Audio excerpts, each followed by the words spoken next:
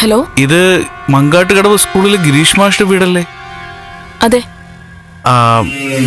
മാഷിന്റെ ഭാര്യയാണോ സംസാരിക്കുന്നത്? അതെ. ഞങ്ങള് വായനശാല പ്രവർത്തകരാ. ഒരു വിവരം അറിഞ്ഞു. മാഷിക്ക് ഒരു പരുക്ക് പറ്റിയെന്നോ അപകടം സംഭവിച്ചെന്നോ? അതെ, വണ്ടിന്ന് തെന്നി വീണ് പരുക്ക് പറ്റിയായിരുന്നു. വണ്ടി തെന്നി വീഴുമെന്ന് ഞങ്ങൾക്ക് തോന്നി. എന്താ മനസ്സിലായില്ല? സൂക്ഷിച്ചില്ലെങ്കിൽ ഇനിയും വണ്ടിന്ന് വീഴുമെന്ന് പറയായിരുന്നു പെങ്ങളെ. ആരാ നിങ്ങള്?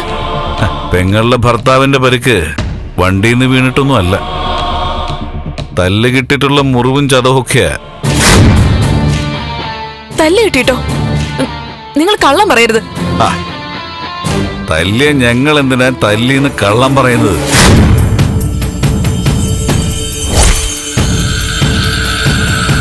എന്താ നിങ്ങൾ ഈ പറയുന്നത്? അപ്പൊ പെങ്ങള് ചോദിക്കും, എന്റെ പാവം ചേട്ടനെ എന്തിനാ ആക്രമിച്ചത്? ഗിരീഷ് ചേട്ടൻ എന്ത് ദ്രോഹ ചെയ്തേന്ന്? ഗിരീഷ് ഒന്നും ചെയ്തില്ല പെങ്ങളെ. ഗിരീഷിനോടല്ല വിരോധം. വിരോധം പ്രഭാവതിയോടും ദേവികയോടുമാ. പെങ്ങളുടെ അമ്മയോടും അനിയനോടും നാത്തൂനോടും. അവര് കാരണം തല്ല് വാങ്ങുന്നത് പാവം ഗിരീഷ് മാഷാണ്. അതുകൊണ്ട് പെങ്ങളെ, പ്രഭാവതിയും ടീമിനെയും അവിടുന്ന് ഇറക്കി വിട്ട് കളയാൻ നോക്ക്. കല്യാണം കഴിഞ്ഞാ പിന്നെ അമ്മയോ അനിയനോ ഒന്നും അല്ല പ്രധാനം, ഭർത്താവാ. അവസാനം വരെ കൂടെ ജീവിക്കേണ്ട ആളാ, കുടുംബം നോക്കേണ്ട ആളാ, ഗൃഹനാഥന. വല്ലവരുടെയും തല്ലുകൊണ്ട് ഭർത്താവ് ചത്തുപോയ ആർക്കാ നഷ്ടം? പെങ്ങൾക്കാ? ഭാര്യയ്ക്കാ? ഇന്നലെ തല്ലിയതൊരു മുന്നറിയിപ്പായിട്ടാ, സൂചന. സൂചനയെന്ന് പാഠം പഠിക്കണം. ഇല്ലെങ്കിൽ പാഠങ്ങൾ അങ്ങോട്ട് പഠിപ്പിക്കും. ചന്ദ്രോത്ത് കുടുംബത്തിനെതിരെ ഒരുങ്ങി ഇറങ്ങിയവരാ ഞങ്ങള്. പ്രഭാവതിയും ദേവികയും നന്ദനെയും ആ വീട്ടിനിറക്കി വിട്ടേക്കണം. ഇല്ലെങ്കിൽ ഗിരീഷിനെ തീർത്ത് കളയും.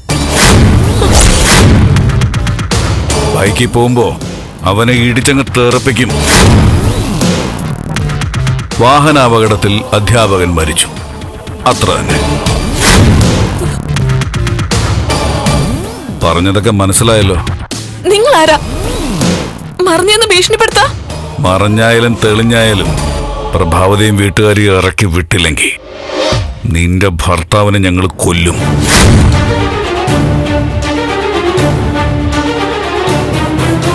ഹലോ,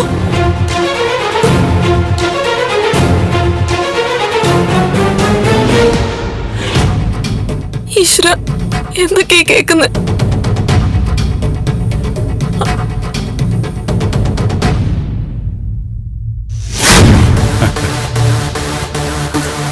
സമ്മതിച്ചിരിക്കുന്നു ചേട്ടാ.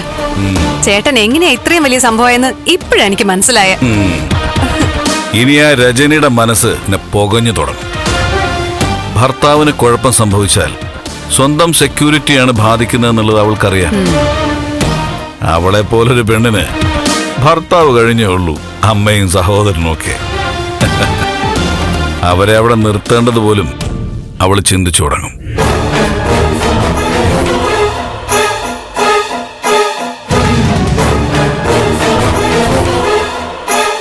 നോക്കിക്കോ, വൈകാതെ രജനി അവരെ അവിടുന്ന് പറഞ്ഞയക്കും. ഗിരീഷിന്റെ വീട്ടിൽ നിന്ന് ഇറക്കി വിടുമെന്ന് നീ മുമ്പ് ദേവിക വെല്ലുവിളിച്ചില്ലേ? പക്ഷേ നീ ഇറക്കി വിടുന്നതിന് മുമ്പ് ഞാൻ അവരെ ഇറക്കി. ഹാപ്പി അല്ലേ? Double happy.